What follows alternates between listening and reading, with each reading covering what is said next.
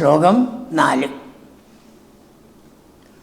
അനോമനോജ്ഞധ്വനി ധേനുപാളീഗുരപ്രണാദാന്തരതോ.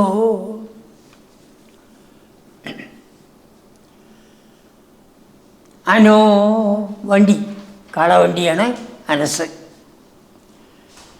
അതിൻ്റെ മനോജ്ഞധ്വനി, ആ വണ്ടികൾ അനേകം വണ്ടികളാണ്. ആ വണ്ടികൾ ആകുമ്പോൾ അന്ന് ടാറിട്ട റോഡൊന്നുമില്ല, മണ്ണ് റോഡ് തന്നെയാണ്. അപ്പോൾ നടന്ന് പോയി അവിടെയൊക്കെ കുഴികളും ഉണ്ടാവും.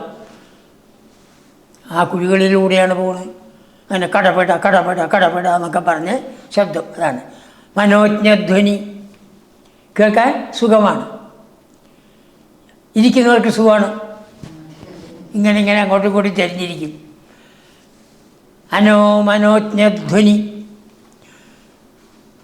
ധേനുപാളീഗുരപ്രണാദ. പശുക്കൾ, ലക്ഷക്കണക്കിനാണ് പശുക്കൾ. ധേനുക്കളുടെ പാളി, കൂട്ടം.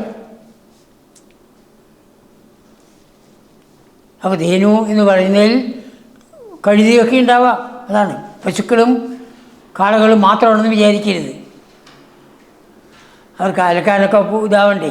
അപ്പോൾ കഴുതുകളൊക്കെ ഉണ്ടാവും. ധേനുപാളി. അപ്പോൾ ധേനു എന്നുള്ളത് പശുവാണെങ്കിലും എല്ലാ മൃഗങ്ങളും അതാണ്. ആ അവരുടെ ഗുര, ആ കാലിലുള്ളതായ, ആ മുൻഭാഗത്തുള്ളതായ കുളമ്പ്, ആ കുളമ്പടി, കുളമ്പ് ഇങ്ങനെ തട്ടുന്നതായ സമയത്ത് വരുന്ന ശബ്ദം അതാണ് ഖുരപ്രണാദ. അപ്പോൾ 2 ശബ്ദങ്ങളാണ് ഇവിടെ വരുന്നത്. ഒന്ന് അനോമനോജ്ഞധ്വനി, വണ്ടികളുടെ മനോഹരമായ ശബ്ദം. പിന്നെയോ ധേനുപാളി ഖുരപ്രണാദ, പശുക്കളുടെ കാല് മണ്ണിൽ തട്ടിയുള്ളതായ ശബ്ദം. അന്തരത. ഇതിൻ്റെ ഇടയ്ക്ക്, ഇത് രണ്ടിൻ്റെയും ഇടയ്ക്ക് ഭവദ്വിനോദാലപിതാക്ഷരാണി. ഹേ ഗുരുവായൂരപ്പ, അങ്ങയുടെ കളിച്ചുകൊണ്ടുള്ളതായ, വിനോദത്തോടു കൂടിയതായ വാക്കുകൾ, എല്ലാവർക്കും ആനന്ദത്തെ പ്രദാനം ചെയ്യുന്നതായ അങ്ങയുടെ കൊഞ്ചിക്കൊണ്ടുള്ളതായ ആ വാക്കുകൾ. ഭവദ്വിനോദാലപിതാക്ഷരാണി. ആ വിനോദ സംഭാഷണം. അപ്പോൾ അത് കേൾക്കാൻ വേണ്ടി എന്ത് ചെയ്യണു? ഈ വധുക്കൾ, ഗോപികൾ, വധൂവിഹി, അവരെല്ലാവരും അവരുടെ വണ്ടികളിൽ നിന്ന് ഇറങ്ങി ഉണ്ണിയുടെ വണ്ടിയുടെ 2 ഭാഗത്തായിട്ട് വരും. പ്രവീയ.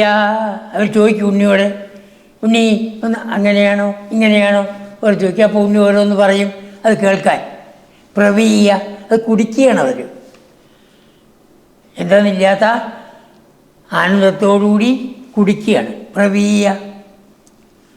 ആ വിധത്തിൽ ഈ ശബ്ദത്തിൻ്റെ ഇടയിൽ ഉണ്ണിയുടെ ശബ്ദവും ആ കളികളും, അപ്പോൾ വണ്ടിയിലാണ്ടിരിക്കണ ചിലപ്പോൾ കളിക്കുന്നുണ്ടാവാം,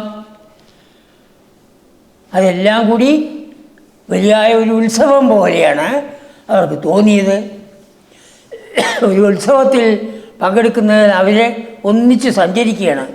അതുകൊണ്ട് നാജ്ഞായതമാർഗ ദൈർഘ്യം, ആ വഴിയുടെ നീളം അവരറിഞ്ഞില്ല. വളരെയധികം ദൂരമുണ്ട് ബൃഹദ്വനത്തിന് വൃന്ദാവനത്തിലേക്ക്. പക്ഷേ ആ ദൂരം അവരറിഞ്ഞില്ല. കാരണം ഉണ്ണിയുടെ ആ മനോഹരമായ ശബ്ദം, ഉണ്ണിയുടെ ആ മനോഹരമായ വിനോദ സംഭാഷണം, ആ സംഭാഷണം കൊഞ്ചിക്കൊണ്ടുള്ളതായ ആ സംഭാഷണത്തിൽ അവരെല്ലാവരും അലിഞ്ഞ് അവർ നടന്നു തന്നെ പോയി നടത്തും.